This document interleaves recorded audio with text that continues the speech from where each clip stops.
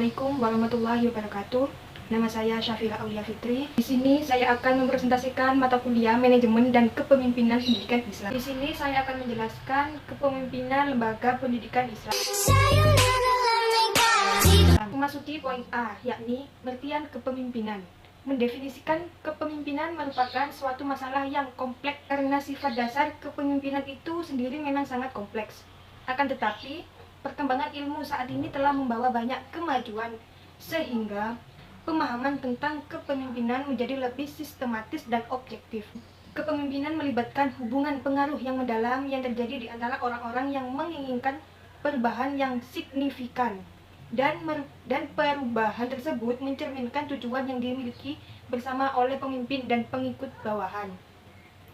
Kepemimpinan menurut Swekerto Indra Fakrudi adalah kemampuan dan kesiapan yang dimiliki oleh seseorang untuk dapat mempengaruhi, mendorong, mengajak, menuntut, menggerakkan, dan kalau perlu memaksa orang lain agar ia menerima pengaruh itu. Dan selanjutnya, berbuat sesuatu yang dapat membantu mencapai tujuan-tujuan tertentu. Memasuki poin yang kedua, ciri-ciri seseorang pemimpin. Mujamil Komar menyebutkan bahwa ciri-ciri dari orang pemimpin dalam kepemimpinan pendidikan Islam yaitu 1. Memiliki pengetahuan dan kemampuan yang cukup untuk mengendalikan lembaga atau organisasinya. 2. Memfungsikan keistimewaannya yang lebih disebandingkan orang lain. 3. Memahami kebiasaan dan bahasa orang yang menjadi tanggung jawabnya.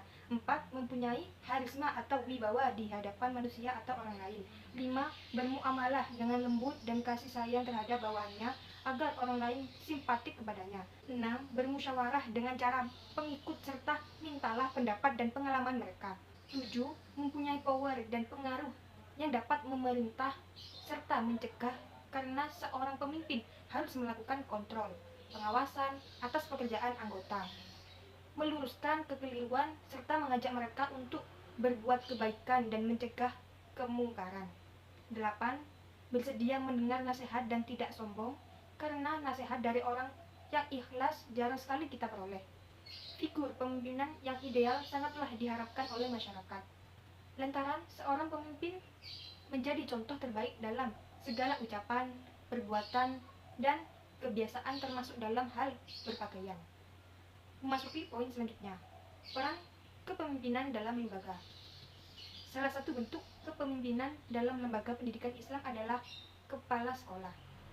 Kepala sekolah harus bertanggung jawab atas kelancaran dan keberhasilan semua urusan pengaturan dan pengelolaan sekolah secara formal kepada atasannya atau secara informal kepada masyarakat yang telah menitipkan anak didiknya.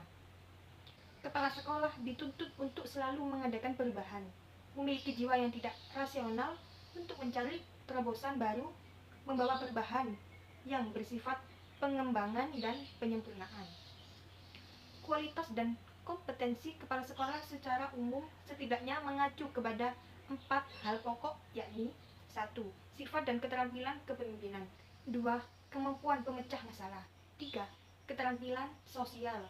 Dan 4. Pengetahuan dan kompetensi profesional. Memasuki poin selanjutnya, teori kepemimpinan. Isjoni berpendapat ada 2 teori kepemimpinan yang cukup menarik perhatian para pengamat dan praktisi pengembangan sosial. 1. Teori kepemimpinan harismatik.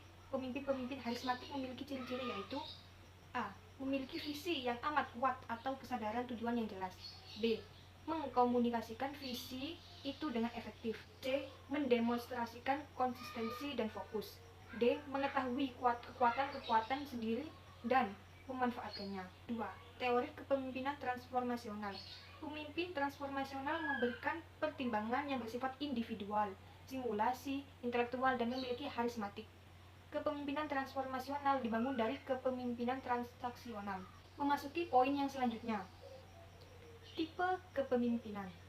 1. Partisipatif. Isjoni berpendapat bahwa kepemimpinan yang partisipatif adalah suatu cara memimpin yang memungkinkan para bawahan turut serta dalam proses pengambilan keputusan. 2.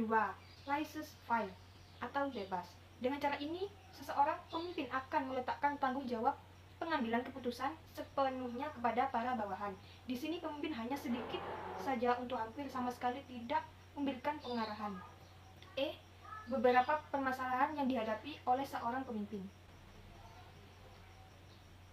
Seorang pemimpin lembaga pendidikan Islam harus mampu menyelesaikan permasalahan atau konflik yang sedang dihadapinya.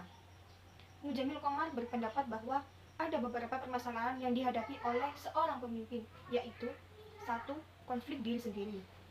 Seperti kepada madrasah atau pada waktu yang sama dihadapkan pada pilihan dilematik antara pergi ke madrasah tepat waktu sebagaimana ketentuan yang sudah disepakati atau kepentingan mengantar istri ke pasar karena memiliki hajat yang sangat penting. 2. Konflik antar pemimpin madrasah dengan kedua yayasan. Konflik antar pemimpin ini sangat mengganggu proses pembelajaran dan tentu berdampak negatif pada mutu hasil pembelajaran atau pendidikan.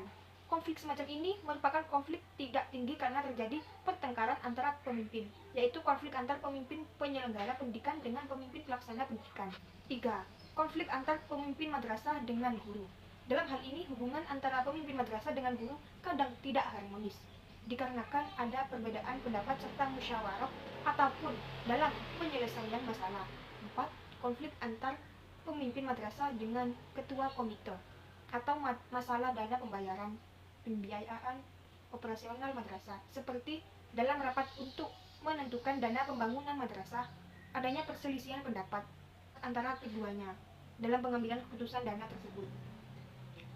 Berkaitan dengan permasalahan, ada beberapa hal untuk mengatasi permasalahan tersebut, yaitu 1.